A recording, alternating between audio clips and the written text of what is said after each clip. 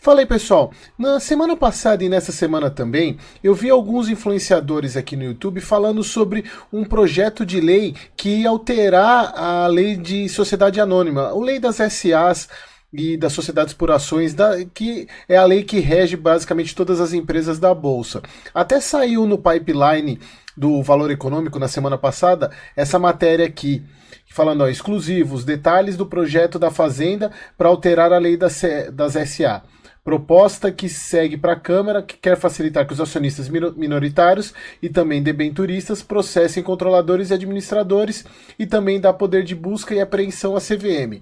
Então aí eu fui atrás e vi alguns vídeos falando de mudanças, né, até algumas chamadas bem chamativas, né, falando que é a maior mudança, que não sei o que. Aí eu fui lá pegar, como vocês sabem, eu gosto muito de analisar, de avaliar, aí eu fui avaliar a PL para ver se de fato vai ter alguma mudança significativa. Bora pro vídeo.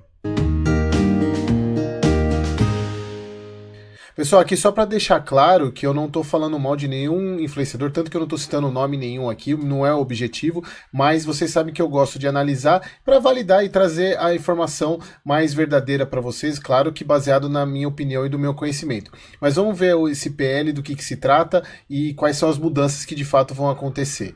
Então, pessoal, esse daqui é a PL, que é um projeto de lei, ou seja, é um projeto de lei, então ele não foi submetido, ele vai ser submetido à Câmara para votação, então ainda não virou lei, né? Ainda vai ter que passar pelo Senado. Então o número dessa PL é a PL 2925 de 2023. Deixa eu até marcar aqui.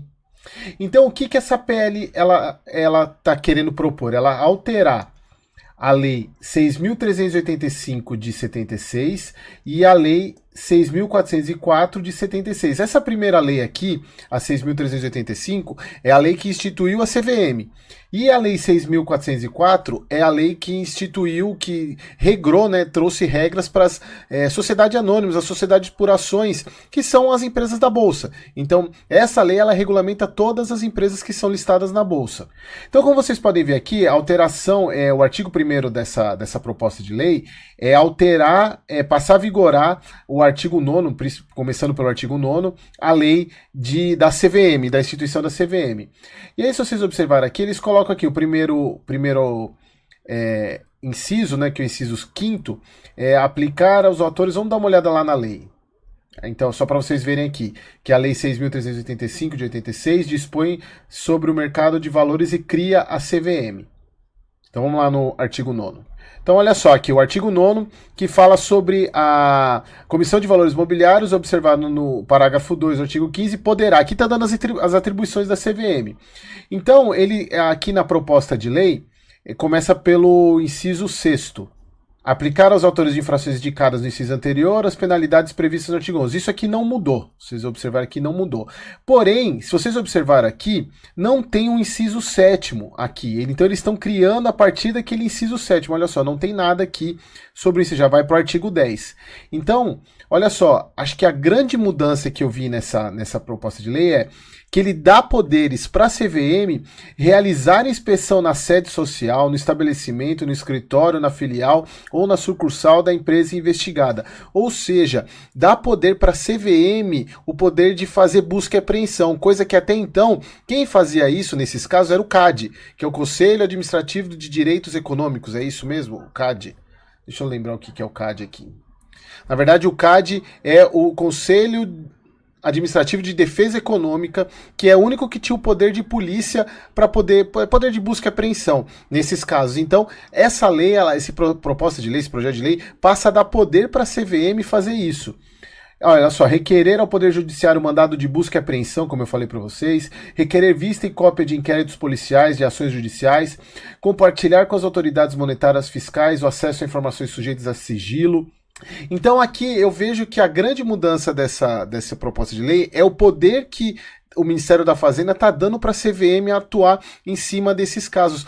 Vocês lembram do caso do Joesley Batista, do caso das Americanas mais recentemente, no caso do IRB, que tiveram problemas fiscais, problemas de contábeis. Então, na verdade, a CVM, sempre que consultada, ela tem pouca coisa a fazer nesses casos. Então, nesse caso aqui, está dando mais poder para a CVM, inclusive atuar entrar como busca e apreensão, quase que um poder de polícia para a CVM. Aqui, pessoal, é um ponto que nos vídeos que eu vi que me chamaram mais atenção, foi essa questão aqui, ó, que os investidores legitimados poderão propor em nome próprio e no interesse de todos os titulares de valores mobiliários da mesma espécie e classe, ação civil coletiva de responsabilidade pelos danos decorrentes de infrações e legislação ou regulamentação de mercado de valores mobiliários. Isso, pessoal, até então, só pode pela lei de SA, somente detentores acionistas, detentores de 5%, podem ajuizar ação pública, como eu vou mostrar para vocês aqui. Então, a Lei 6.404, que dispõe sobre a sociedade de ações, se a gente descer lá embaixo, olha aqui, na seção 3, responsabilidade dos administradores e sociedades controladas. A sociedade controladora será obrigada a reparar danos que causar a companhia por atos praticados pela infração nos artigos 116 e 117. A ação de reparação cabe a acionistas que representem 5% ou mais do capital social.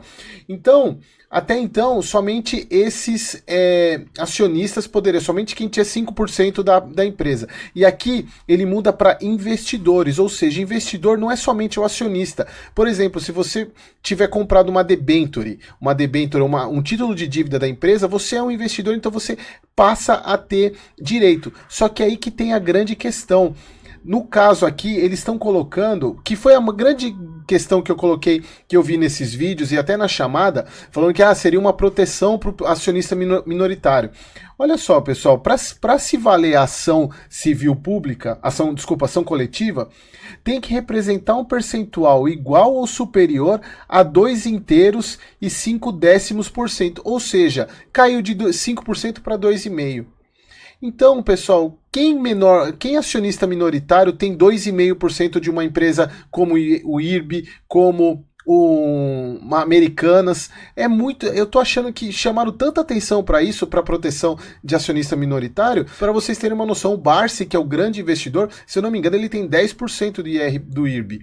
Olha só, para vocês verem que é o maior investidor pessoa física da Bolsa, tem 10% do IRB. Quem aqui tem 2,5% da Americanas? É muita coisa ainda. Então, eu acho que forçaram um pouquinho essas pessoas que divulgaram essa notícia, forçaram um pouquinho nessa questão de proteção ao investidor. E aí também tem um outro ponto, ou possuir valor igual ou superior a 50 milhões de reais. Aqui entra um ponto seguinte, que vale também para a questão de quem tem debêntures ou dívidas. Por exemplo, se tiver uma debênture e um valor investido de mais de 50 milhões. Então, pessoal, como eu falei para vocês, por mais que tenha aberto esse campo mais para a questão dos debenturistas e para diminuir pela metade a questão da participação como acionista, ainda é muita coisa. Então, sinceramente, eu não vejo como aquela proteção para o pequeno investidor. E para finalizar, mais um ponto aqui que teve de mudança, que é a questão dos procedimentos arbitrais. Que agora eles têm que ser públicos. O que é procedimento arbitral? Por exemplo, a empresa compra compra euro em um país e vende esse euro em outro país por causa da cotação. Você ganha nessa diferença, você arbitra a moeda. Por exemplo, você comprou dólar num país a uma cotação X e vendeu no outro país, por exemplo, a cotação Y menor ou maior, por exemplo. Você ganha essa diferença. Isso é uma arbitragem. E até então, esses processos de arbitragem poderiam ser públicos. Mas a maioria das empresas, grande parte das empresas, não deixa isso de forma pública. E aqui nesse PL, a ideia é tornar esses procedimentos públicos. Então, pessoal, a ideia desse PL é interessante, é trazer mais transparência, trazer um pouco mais de proteção para o pequeno investidor. Então, pessoal, na verdade, esse projeto de lei, pelo que eu entendi, a grande mudança mesmo é o poder que o Ministério da Fazenda poderá dar para a CVM. E isso eu trago também para a questão seguinte: a partir do momento que a CVM começa a ter mais poder, ela vai precisar de mais gente.